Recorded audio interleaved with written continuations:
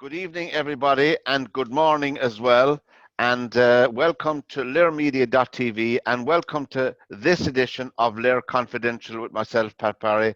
And I'm delighted that our guest, very special guest this morning on the show, is Dan McGovern, all the way from California. Good morning to you, Dan, and good evening to our listeners in Ireland. Good morning, Pat. I'm delighted to be here with you. Yeah, I'm delighted as well. And don't forget, viewers and listeners, to press the red button on the bottom right-hand side and subscribe to our YouTube channel, as all our shows are up there, and you can catch them whenever you're bored with yourself watching the usual television fare. You can go on to lirmedia.tv. Now, Dan, and as I said, delighted to have you, Dan. Now, you grew up, you're from Kansas. Would you say, if I asked you, you'd say you're from Kansas, would you? Yes, I spent all of my youth in Kansas and all the way through college. And in a really quite rural part of Kansas, right in the middle of the state, I grew up in a town called Great Bend because it was a great bend in the Arkansas River. Oh, great name, Great Bend. There's some fantastic names, of course. We have them ourselves here in Ireland. Yeah. And did you come from a big family? No, I didn't. There were only two of us, and my older brother, Tim, was 11 years older. So it was almost for me like being an only child. I used to say that I had pre-owned parents, but in other respects, I was an only child.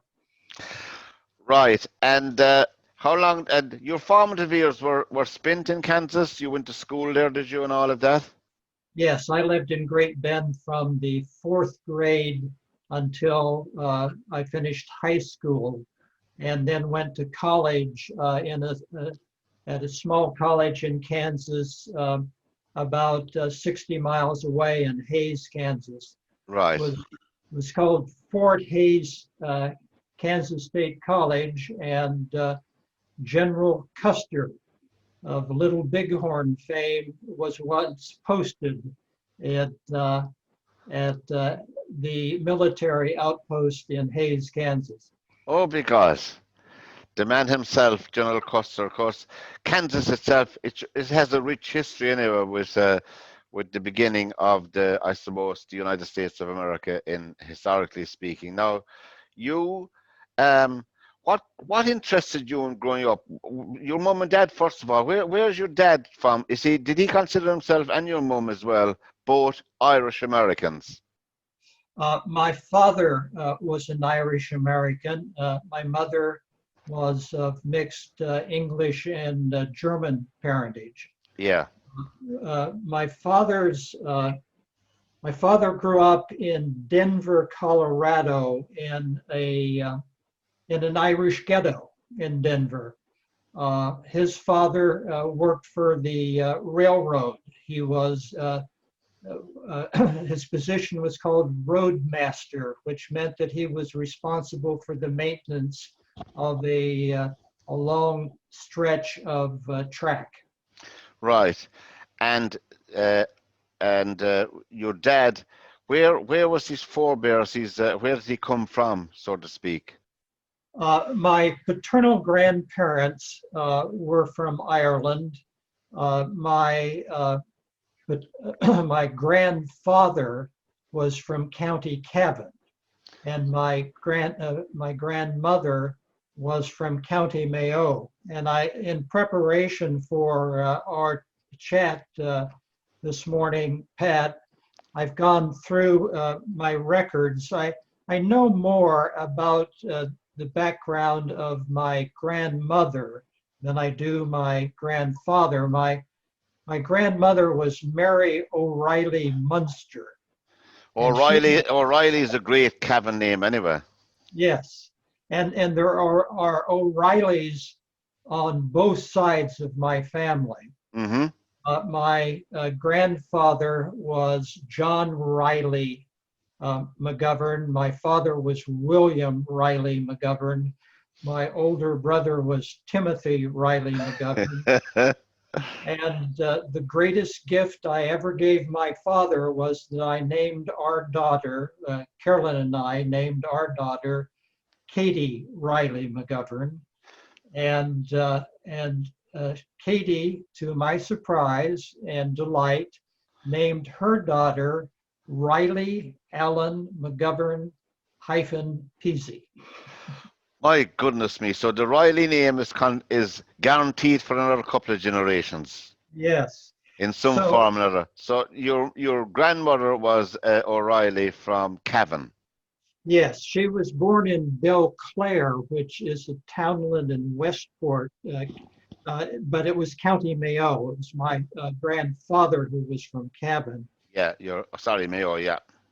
And when my grandmother Mary was about 10, which would have been in about 1882, her father, who was a stonemason, went to England to try to find work. And apparently he died there because Oh, the family never heard from him again. And as a consequence, the family were terribly poor. And as I said, in preparation for our chat this morning, I was going through my records. My Aunt Irene went to Mayo years and years ago to try to reconstruct the family history. uh-huh. And she told what she found to my Aunt Kathleen, who in turn recounted it in a letter to my father. And Oh, I thought I would share with you what Aunt Irene found. absolutely. That'd be lovely. Yeah. She found the farm where the family lived with a new house on it. There were Munsters, and remember her last name was Munster. There were Munsters living in it, but they were no relation to our family. Yeah. But the lady there was very nice to Irene and invited her in and sent for an old man who knew the history of everybody in the county. There's always one, isn't there?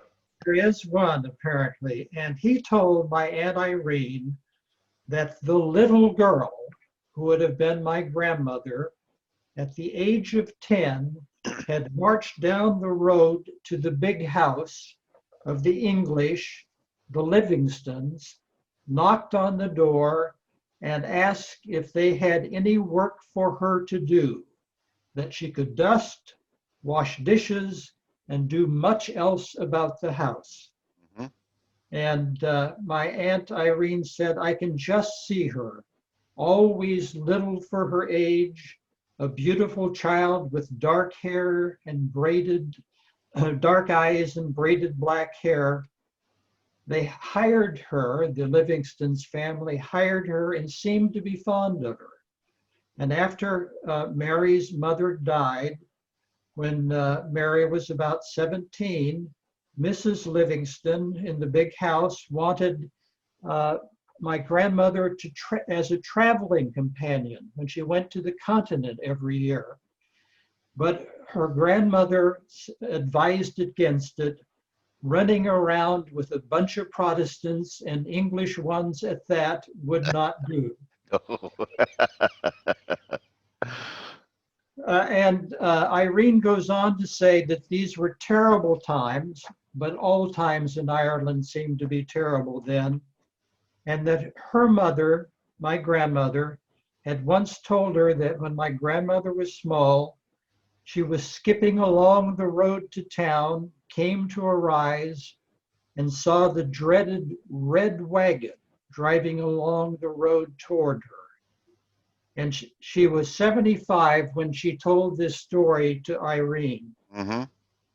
And all the remembered horror of those days was in my grandmother's eyes.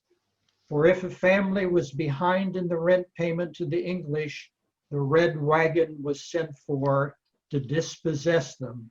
And when my grandmother saw the wagon, she thought it was going to her home. And one time later, It was. Their furniture was moved out on the road and the door barred.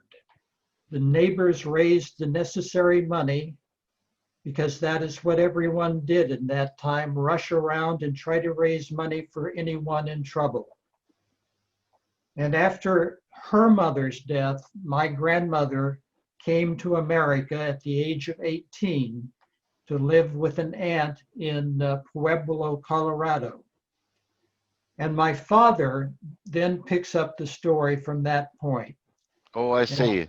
and he wrote to me that when Mama came to America in second cabin rather than steerage, and that was very important to her, she entered into the employ of a Dr. P.V. Carlin, a physician in Pueblo, and he was later to warn her against marrying that wild Irishman, my grandfather. But perhaps it was just because he feared losing a good servant. Yeah. My grandmother immediately started saving a portion of her wages, which must have been small indeed, and sent it to her favorite brother Hugh in Ireland that he might come to America. She was never to hear of Hugh or her money again. Right. We can only guess. We can only guess. Now how my father came to America, my father did not know. But he wound up in Pueblo. He became a fireman for a while and then went to work for the railroad. And when he and my grandmother were married in Pueblo, Colorado, they had their honeymoon high in the Rocky Mountains while he supervised a railroad gang. by God. So they had their honeymoon on the job, so to speak, On as the he job. worked, as one would. Now, your grandmother and grandfather, that was in Colorado. When did they move then to, how many children did they have? They had 6 children Right. and eventually lived in Denver, which, as I mentioned to you earlier, they lived in what was an Irish ghetto, and then eventually moved to Dodge City, Kansas. And my father went to work for the railroad himself as a railroad telegrapher, a job category that no longer exists and hasn't probably for 50 years. And then he eventually went to work for Continental Airlines and worked for the airlines from about the time I was 4 or 5 years old. Right. And when did your dad live until Dan? He passed away about 19 would have been about 1988. All right. All right. That's a nice bit ago. And so he had was he a good age, if you don't mind me asking? Excuse me? Was he a good age when he passed away? Yes, both he and my mother were about 85 when they passed away. Oh, good. So they live. Oh, good. That's very good. Anyway, and you yourself then was obviously one of the 6 children. Is it 6 you had? He had 6 children. Excuse me. No, my father was himself one of 6 children, and Yeah, then I yeah. was 1 of 2. You were one of 2. You reduced the family down a bit, and you're talking about the time when he was moving around in, say, Dart City. That was at the early 1900s, I presume, was it? It would have been when he was in Dodge. Would have been about 1925. He was Right. born. He was So born in 1905. all right. So of course, we have a very romantic image of those places through film, through Hollywood, probably not very much related to everyday life in many cases, because they're only films, but you get glimpses of how, I mean, just tough living anytime, but the 20s, and of course you had the the Wall Street crash, so to speak, in 1929 that he had to contend with, and everybody else around that time. Now, you went back yourself. When did you get back to this country for the first time to see the holy ground of Mayo or Cavan? Carolyn and I took our first trip to Ireland in 1972. And at that time, there was a very popular budget travel book series called Fromers. And we were carrying Fromers Ireland on $5 a day at that time. Excellent. And in order to stay within the budget, we stayed in a convent in Dublin for several days. Inexpensive. Went to the Abbey Theatre a couple of times, and then I rented a car and we drove in Ireland down through, as far as the Dingle Peninsula and back. Oh, that must have been great. I mean, that's huge, beautiful scenery all around there, anyway, all around the west coast of Ireland. And you went to Mayo on that trip in 72, did you? No, I didn't get to Mayo on that trip, and I have never been to Cavan. In fact, I kind of despaired of getting to Cavan because I think I'm too timid to drive on what we consider to be the wrong side of the road now.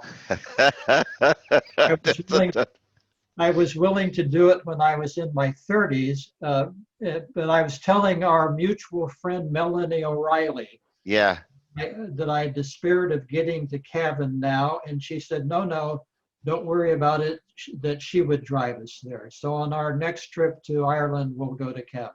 You'll have a lot of people helping you to drive there and get there, wherever you may land, whether it's Dublin or Shannon. This is LiR Confidential on lirmedia.tv with my special guest, Dan McGovern, all the way from California. And Dan, of course, you mentioned there you went to the Abbey Theatre in your first trip in 72. Of course, you are associated with the Eugene O'Neill Foundation. I am indeed. And how did that come about? Well, some of your listeners may not be familiar with Eugene O'Neill. Eugene O'Neill is America's only Nobel Prize winning playwright. Compare that to Ireland with Shaw and Yeats and Seamus Heaney, and Beckett.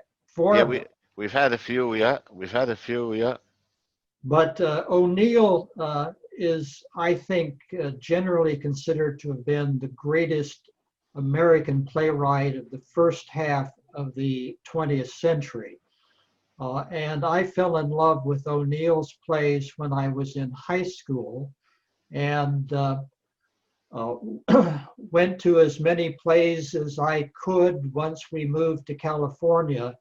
And when I retired about 4 years ago, I took advantage of the opportunity to go to the Eugene O'Neill National Historic Site, which is in Danville, California, and only about 7 miles from where we live.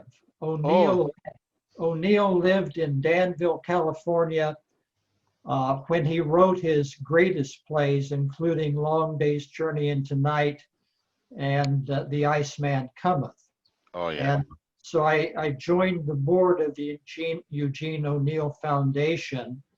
O'Neill's house there in Danville is a National Historic Site managed by the National Park Service.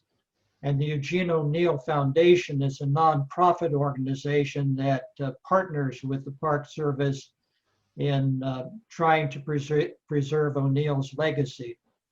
So I joined the O'Neill Foundation and became the president of the Eugene O'Neill Foundation.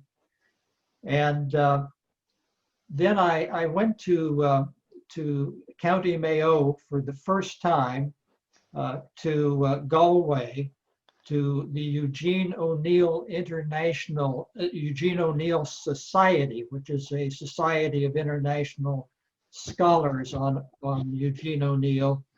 I went to Galway to the international conference to present a paper, and I had struck up a conversation with a fellow who is on the staff, Kieran O'Cronin, who is on the staff of the Waterford Institute of Technology. He had been visiting the O'Neill house, and he put me in touch with his boss, Richard Harris, who's vice president of the Waterford Institute of Technology. Yeah.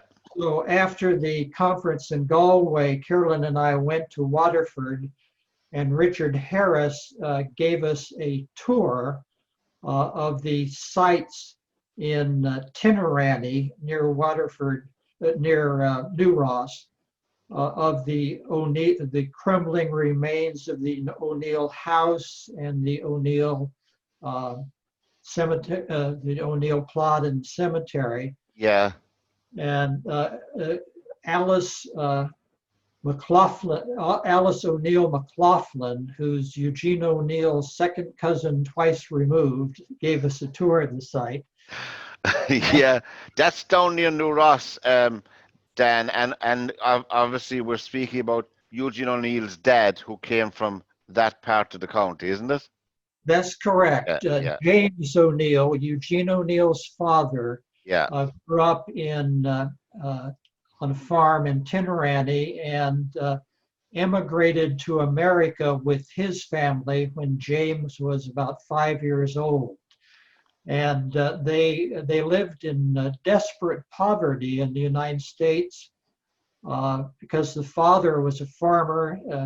He was trying to find work as on the docks in Buffalo, New York. The docks would freeze during the winter. There'd be no work to be found. Yeah.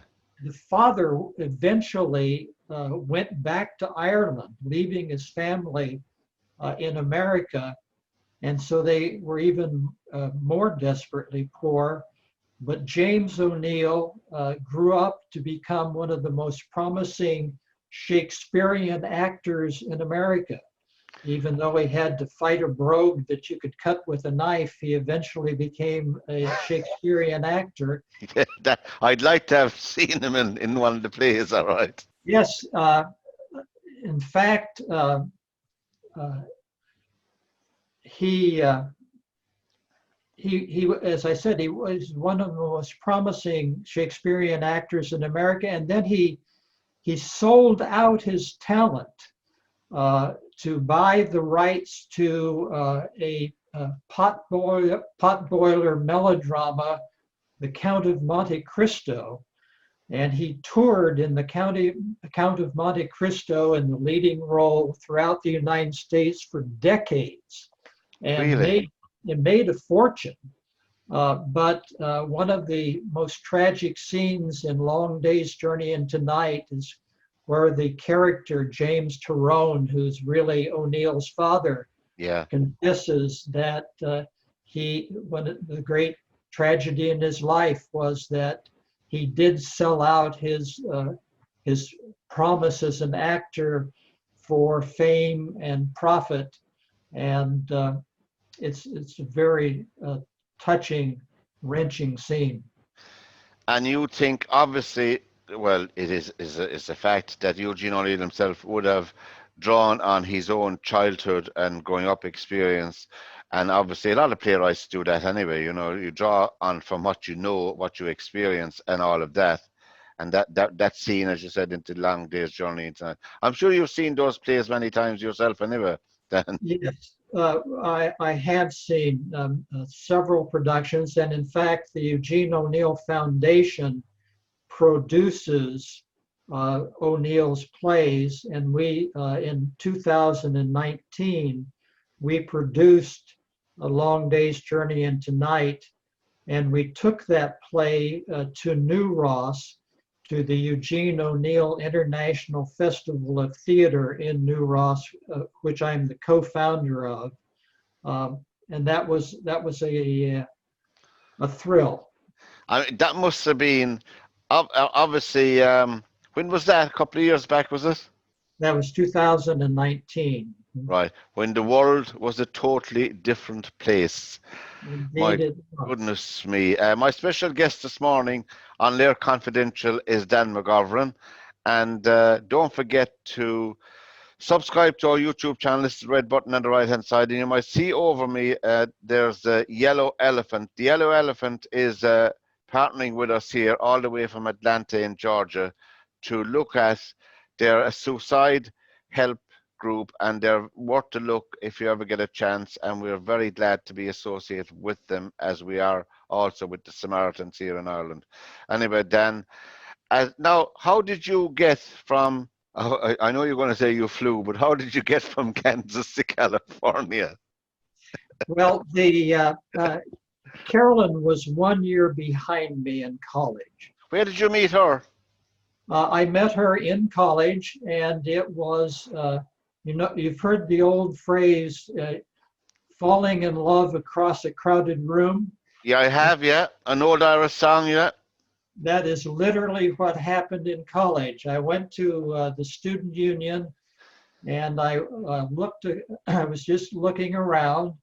I saw a group of sorority girls at a table in the far end of the room, and there was a beautiful girl who also looked like she was intelligent, who caught my eye. And she was sitting with a group of girls, and I recognized one of the group as a girl who was on the debate squad with me. Oh, yeah. And so I called up Sally, and I said, you were with a girl in the student union today that I would like to ask out for a date. And she said, well, I hope you mean Carolyn Gilmore. And I did mean Carolyn Gilmore, and so I called Carolyn up for a date. And sorry for calling you. Did you say her name was Gilmore? Uh-huh. Sure, that series, the Gilmore Girls. Well, there was a series to Gilmore. There was for back in the 2000s, early on. You know, I actually liked the series myself, but anyway, that's neither here nor there. So, Caroline Gilmore, and did she say yes? She did. She did say yes, and I sent her a dozen roses before I. Oh, you all done one, you all done one. And that greatly alarmed her mother. Oh, did it? But Carolyn and I were talking about the fact that we celebrated Thanksgiving together by ourselves yesterday. Yeah. Because it's not safe to travel to see one's family, but that was the 57th Thanksgiving we've celebrated together. Well, there's no doubt about it, Dan. Fair play to you and Caroline as well. And it was still enduring, and you still have great times together. I know by you anyway. By that, did she consider you a bit of a rogue or a forward type of person? Well, I think as I look back on it, I probably wasn't a very good bet as a future husband. But I shamelessly threw myself at Carolyn for 2.5 years before she agreed to marry me. But as I mentioned, she was a year behind me in college, and so I went off to UCLA, the University of California at Los Angeles, to work on a PhD in philosophy, and then came back to Kansas in the middle of the year in January. And Carolyn had accelerated her graduation by 1 semester. We were married in January of 1965, and that night we got on the train and went to California. And are you there since? Yes, except for the 8 years. I mean, yeah, I mean you're there. You're living there since. I know what you mean. Yeah, other than moving for work or something, is it? Yes. Yeah. Now, as I said, and you're still together, as you said, after all those times, and it's just fantastic, you know. She sounds like to me like a very patient lady, does she? Well, patience is one of her qualities. She got her degree, a master's degree in English literature at UCLA, All right. and taught junior high English for 4 years, and then went into editing and became quite a successful editor, and just retired about 8 or 9 years ago. I saw her there at the beginning of the program, making sure that everything was fine. Anyway, now tell us about how did you get into Washington with Mr. Reagan, Ronald Reagan? He's over my shoulder there in the background. Into that whole, I suppose it's not a closed shop, but it's a very it wouldn't be a huge group of people that are involved in different associations with presidents and all of that. How did you get from California to Washington? Well, it was quite accidental. I began my career, my law career, with the California Department of Justice in the criminal division as an appellate law specialist. When a person is tried for a crime in California, the local district attorney's office handles the trial. But if the defendant, after being convicted, appeals his conviction, it's the California Attorney General's office who represents the people on appeal. And I worked in the Los Angeles office and argued. California has two levels of appellate courts, the district courts and the Supreme Court.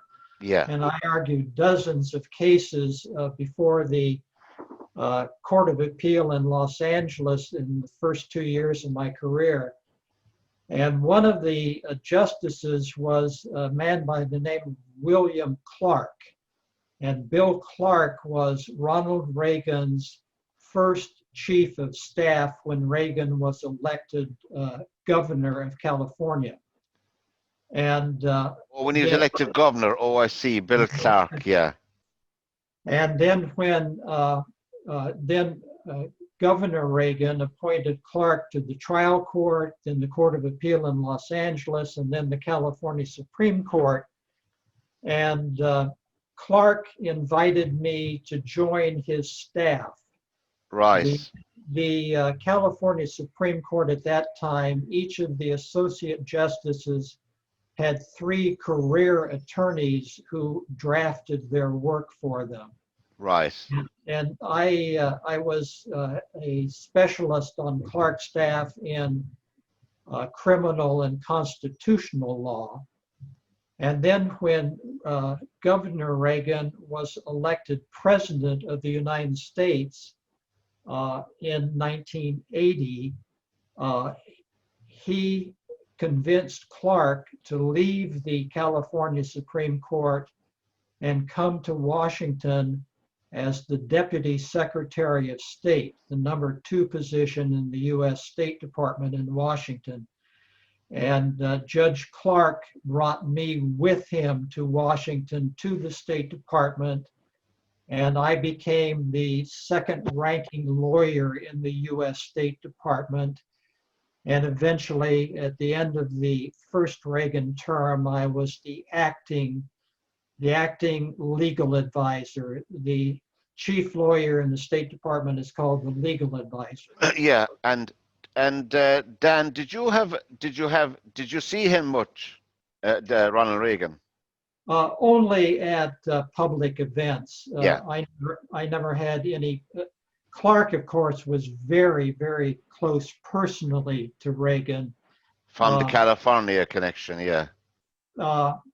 And it was an interesting relationship. One of Reagan's biographers says that Clark is perhaps the only man who ever was personally close to Reagan. Reagan gave the impression that he was very open and affable, but in fact, very, very few people outside of his wife were ever close to him, and Bill Clark was one of them.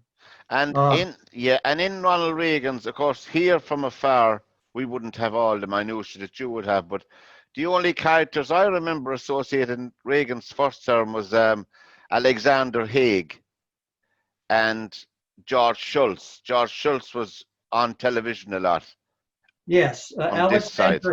Alexander Haig was Ronald Reagan's first Secretary of State, and he was secretary when I first came there. Yeah.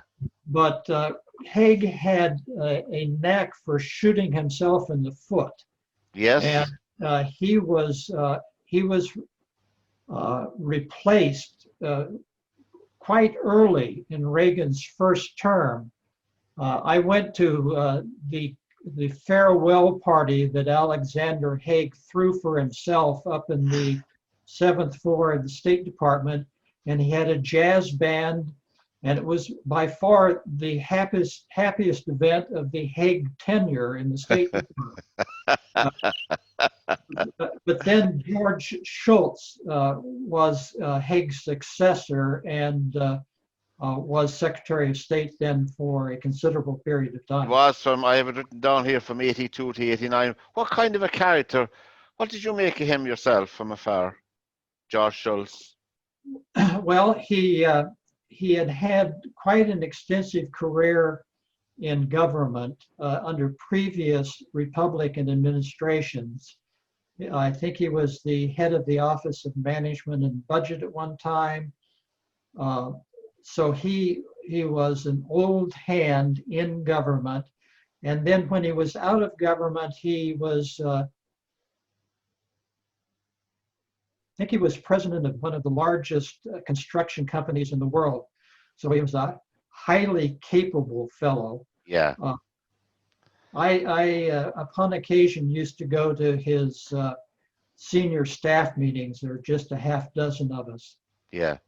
First time I went to his senior staff meeting, Henry Kissinger was walking out the door. Of course, Kissinger was around. Kissinger was with Kennedy, wasn't he? No, Kissinger was with Nixon. Oh, Nixon, sorry, I beg your pardon, Nixon. Yeah, later on. God, he was around politics a long time. My special guest is Dan McGovern here on LiRmedia.tv, and the program is LiR Confidential. And press the red button to subscribe to us. And of course, Ronald Reagan, he had James Baker as his chief of staff as well. That man was on television a lot as well. Obviously, he'd be taking a lot of the media questions. And James Brady, I remember James Brady as press secretary. I remember him. Yeah, Brady was the one who was press secretary and was shot when Reagan was shot. Yeah, right. Oh, yeah. Where were you when that happened, Dan? You know, where were you? I was still in California at that point. Right. I joined the Reagan administration a few months after Judge Clark became Deputy Secretary of State. And then Clark, in a very short time in Reagan's first term, Clark went to the White House to become the National Security Advisor to the President. And then he was the Secretary of Interior. And then he went back to his ranch in California. One reason that Reagan was so fond of Clark was that Reagan liked to think of himself as a cowboy, and he did have a ranch in Santa Barbara, and he played a cowboy in some movies. But Judge Clark really was a cowboy. Clark's grandfather was Marshal of Los Angeles, and his father was sheriff of Ventura County, and they were all ranchers, and Clark grew up on a ranch. So right. Reagan... Are you saying that they were all cowboys? They were all cowboys, and Reagan really valued that in part, knowing a real cowboy. I mean, many people then, since we're on the politics of things, look back and say, in history, of course, you lived it, you were living there, you're living in America, so it's a different perspective from you, that the Reagan years is often referred to as a very happy time in America, I suppose, a prosperous time. Would that be true to say, economically speaking? Yes, although there was one a very significant recession during that period of time. By that time, I was the general counsel. This was in Reagan's second term. I was the general counsel of the National Oceanic and Atmospheric Administration, which was half of the Department of Commerce. There were Yeah. about 20,000 employees in the Commerce Department, and the new Secretary of Commerce was just appointed, and then the recession hit. And I Oh. thought, how would you like to be the Secretary of Commerce when a recession hit? Well, you'd be in your office a lot rather than going out the door anyway, I'd say, for one thing, for certain. Of course, we remember different events. Like we remember the time that I remember the time that he had the trouble with the what are they called, the people in the airports, all the staff in the The airports, traffic controllers. the all the traffic controllers. And is it true? I know an awful lot of this can become embellished the further away you get from the event itself. But is it true, really true, that he sacked every one of them? It is true, and I just had an occasion to review that history. We were living in Washington when that happened. I remember it quite Yeah, well. But I'm taking a course in the history of the American labor movement at the University of California, Berkeley now. And we were just covering that period of the air traffic controllers strike, and Reagan did fire every one of them and replace them. And it really broke the back of that union, and it broke the back of other unions. It was a terrible setback for the American labor union movement because they exercised the right of hiring replacements. And if you hire a replacement under American law, you do not have to give the striking union member his job back again if you've hired a permanent replacement. did they have to change the law to do that? No, that was the law that was in effect at the time. And so he had very little to do other than, but I'm assuming that some of the people who were in the job did reapply and get there. Some of them probably went back all right, yeah. A few of them got their jobs back, and at the time, the strikers counted on the idea that it would be impossible to replace them. That Yes. there just weren't that many skilled air traffic controllers. And So there, was it just about money, Dan, that they went on no, strike? no, it was working conditions because especially back in the 1980s when you didn't have the highly sophisticated computer and radar systems that you have now, there was terrible, terrible stress on the air traffic controllers keeping track of the flights. I can imagine, yeah. And if you don't do it right, hundreds of people can be killed in an accident. So they were trying to improve their working conditions and including having more air traffic controllers at work at the same time. Right. So that, of course, that stood out for me. It stood out for us here, that idea. But I suppose overall, you would describe his presidency, I don't know, would you or not now, Dan, would you describe his presidency as, I suppose, more successful than than the other side, There'd be credit for him. Well, the Reagan administration was successful in many respects, I think, on a foreign policy level. And remember, I was at the State Department, so that was what I was paying attention to in the first 4 years. Yeah. I think it was successful. And George H.W. Bush, who succeeded Reagan as president, was also a very good foreign policy president. There were the seeds at that time of what became the so-called Southern strategy of the Republican Party, appealing to the South and to the worst instincts of the American people, reflected in race relations. Yeah. It wasn't open, it wasn't blatant, but it was there. And as an historian, we can look back on it as a period of time where Reagan himself, I don't think, was prejudiced. And he certainly gave a very sunny, upbeat feel to the era, but it wasn't all good, and I wouldn't pretend it was. It's the old political cliche, doves and hawks comes to mind, but wasn't Reagan around at the time of these SALT I and SALT II treaties with Gorbachev in Russia, particularly? Yes, yes. He took the lead, but I mean, obviously, they were very important. They were as well. Reagan should receive and does receive in history great credit for the fact that even though he was reflexively anti-communist, he did reach out to Gorbachev and the Soviet Union and pull us away from the brink of nuclear holocaust. Yeah, and they seem to have had a very good relationship, certainly in the media anyway, Gorbachev and Reagan. Yes, they did, and I was on the White House lawn when Gorbachev came to the White House and gave a speech there.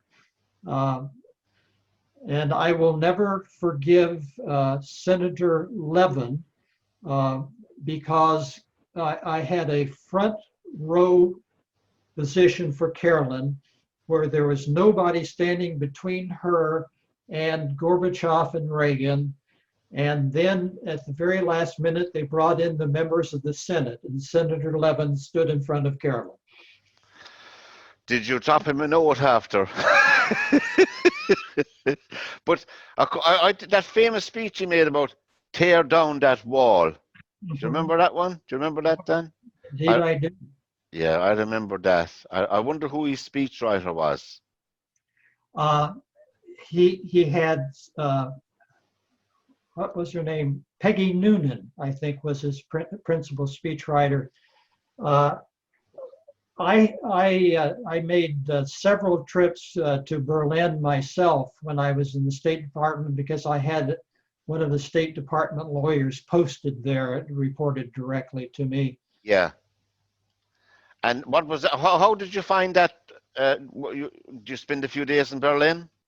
Yes, I did. At that time, remember, during the Cold War, Berlin was divided between West Berlin, which was in the under the direction of the United States, France, and England. Yeah. And East Berlin, which was occupied by the East Berlin government and the Russians.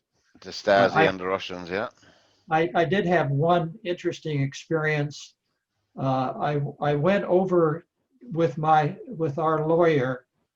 I went into East Berlin and we went through checkpoint Charlie, and the Russians make you show all of your identification, but the practice of the US government was that we refused to show any identification because we refused to recognize the control of the Soviets over East Berlin. So we just went on through.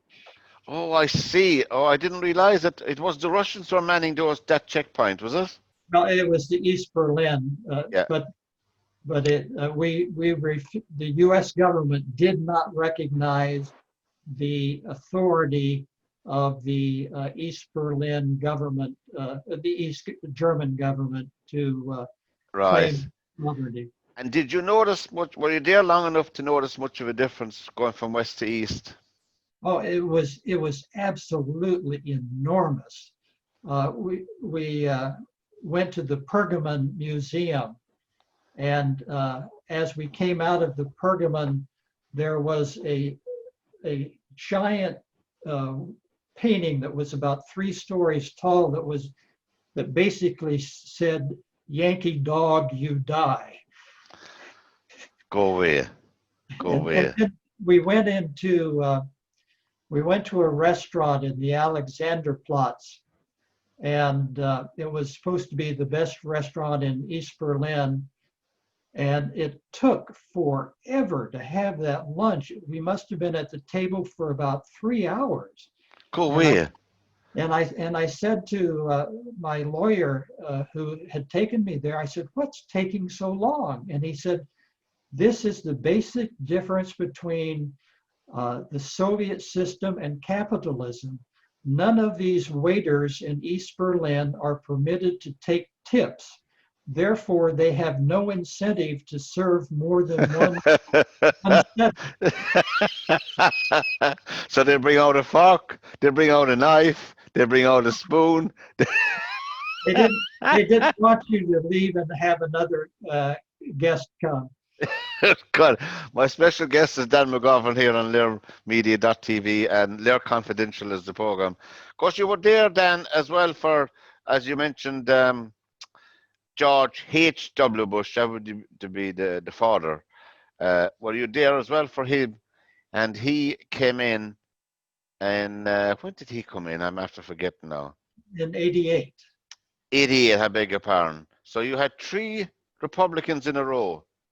Yes, Reagan twice, and Bush then. in President Reagan's second term, as I mentioned, I was the general counsel, the chief lawyer of the National Oceanic and Atmospheric Administration, which is an agency of about 10,000 employees. And I supervised 55 lawyers in 6 offices, all the way from St. Petersburg, Florida to Juneau, Alaska. Goodness me. And then in the administration of President George H.W. Bush, I was the head of the United States Environmental Protection Agency in the southwestern United States. And that was that regional office was, we had about 800 employees that I supervised, and we were responsible for the U.S. government EPA program in California, Arizona, Nevada, Hawaii, and the former trust territories of the Pacific, as well as about 140 Indian tribal reservations. Now, tell me something. Obviously, those jobs carry with it, as well as all the rewards and all. You must carry with it incredible stress from time to time. Now, how did you cope with that? You know? Well, it was very hard for me because I went directly from the California Supreme Court, where I was drafting opinions in criminal and constitutional law matters, flew to Washington. I'd never been to Washington even as a tourist. I showed up at the I showed up at the State Department and in the reception desk in the lobby of the State Department, and they said, "Who do you want to see?" And I scratched my head and I said, "I guess I'm here to see myself. I'm the new deputy legal advisor." So they called up my secretary and got me a pass, and I went up there. But all of a sudden, I went from criminal law in California to being responsible for, at first I was responsible for the 6 different offices. Yeah.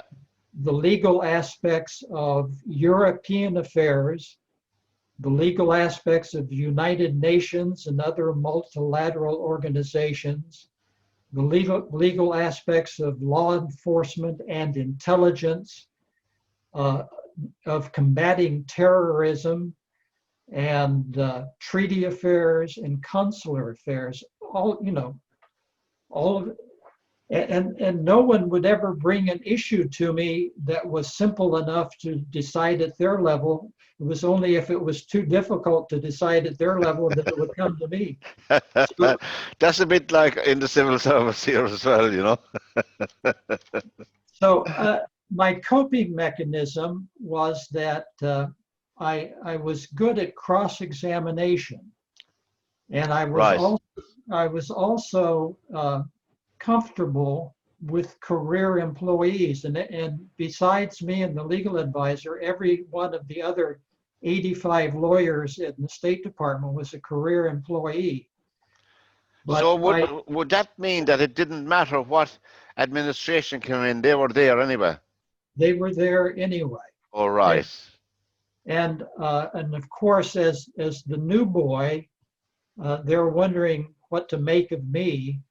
And so I got all of the people that I supervised together, and I said, I will never hold it against you if you tell me that I'm about to make the wrong decision. But I will find it hard to forgive you if you let me make the wrong decision and then walk away muttering to yourself, I could have told him that. That's very true. That's very true. I suppose you had a connection from the Reagan to you had James Baker, who now was the Secretary of State, was he? He was the, Yeah, that was after my time at the State Department. Yeah, he went from Chief of Staff from Reagan to Secretary of State, you know. He was impressive enough, I suppose, you know. Of course, you would say, Dan, if you don't mind me asking you, you would be more Democrat than Republican, would you? Yes, I was a Democrat, and Judge Clark, who took me to Washington, knew that. And one time I was on a speakerphone with the top lawyers in the State Department talking to Judge Clark, and the question of someone's political affiliation came up, and the fact that someone we wanted to hire was a Democrat. And Judge Clark said, well, it doesn't make any difference if he's a Democrat for that kind of position. Political affiliation shouldn't matter. After all, Dan is a Democrat. And every career attorney in the room, their heads snapped because they all assumed I was a Republican. Well, there you go. But, you know, not to get too political, but would you say that most of, there's no science for this or anything, it just struck me now as I was talking to you, Dan, most Irish Americans orientate towards the Democrat Party. I think that was certainly true when I was young. 50s and 60s? Yes. My father, for example, was a Democrat. But as he grew older, he became more conservative and was in favor of Reagan. I'd hate to think he would have been in favor of Trump. But I don't know. I think it would be hard to. Well, in my time, of course, Donald Trump himself, and we have to be sensitive to what's going on now. There's still stuff going on. He was not a politician. He was neither a Democrat or Republican. He was a phenomenon all by himself from this side of the pond. Do you understand? Yes, and it's become the Trump party now, not the traditional Republican Party. The Republicans themselves, as a party, I suppose, will have to find a direction very quickly themselves anyway. That's the way I'd be reading it when all this is settled, when this election is finally put to bed and all of that. But the Democrat Party, it seems to be going back, in my opinion, politically. They're going backwards in ideology and in their form. You have now Joe Biden, who looks like going to be the president, and he's appointing an awful lot of people who were in the Obama administration.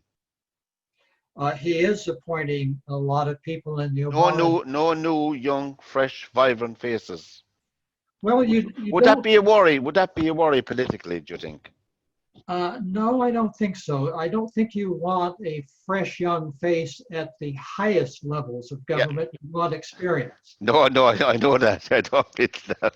And so far, the only appointments that have been announced have been at the cabinet level. Yeah, yeah, the inner cabinet, yeah, who will guide the whatever department they're in for the next at least 4 years anyway. And let's not get bogged down in that. And there's enough thing. My special guest is Dan McGovern here from California via Kansas, and on LiR Confidential. Now, Dan, before we finish up, you're involved as well in education. I know Correct. that's a wide term, right now. I mean, I don't know how you do it myself. I'll have to have a word with your wife after this. I'll get her on the phone and ask her, do you, are you always active like that? But you are involved in very good programs for, is it seniors and retired education, so to speak, senior education? Yes, Or, uh, I'm uh, I'm involved with the University of California, Berkeley in a couple of ways.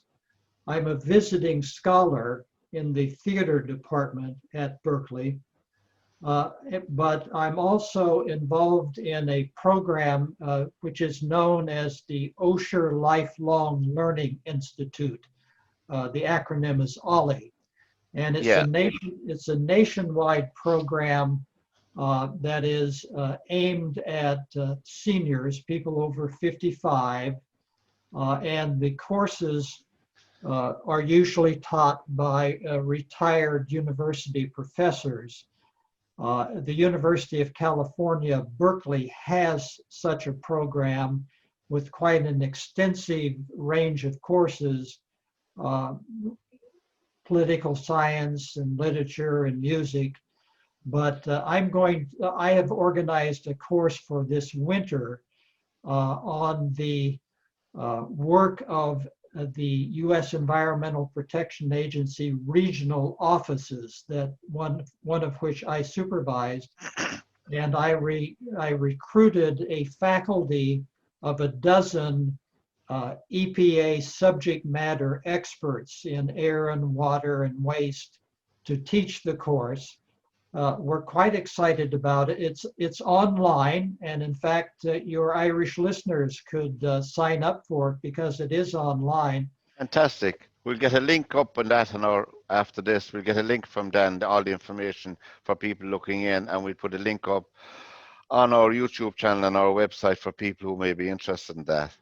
Uh, it's uh, it's a labor of love for all of us. None of us are taking any stipend for it, and instead we've asked the University of California, Berkeley to provide scholarships for the course to representatives of the environmental justice community, Okay. people who are disproportionately affected by environmental problems. And then we're going to offer the course to tribal environmental programs as training materials for them. I was going to ask you that because sometimes in a lot of these courses, and I don't have to tell you yourself, you have direct experience. The Native American communities, are to me the original protectors of the environment, in their practices and how they lived and all of that. And having read Bury My Heart and Wounded Knee 3 times, I'm well familiar with a lot of their practices and all, and of course the sad tale of the history as well. But you have um, in yourself, you have come across and worked with the Navajos in Arizona, is it? Yes, the Navajo Reservation extends into, is mostly in Arizona, but also extends into uh, Utah and Colorado. And while I was the head of EPA in this region, EPA consolidated the entire Navajo Reservation into the region that I supervised so that they wouldn't have to deal with 3 different EPA regions. Oh yeah, I see. Yeah. And actually, I think the EPA is just about the most important agency to tribal governments because of their uh, because they hold the environment sacred. So I got to know the Navajo leadership quite well. The Navajo president had me to dinner at his home, and the Navajo Chief Justice of their Supreme Court, the Navajo Chief Justice, had a sweat lodge ceremony in my honor. That sounds challenging enough, was it? It was very challenging because I never go to anything like that. I'm allergic to heat, but You're allergic to heat and you live in California.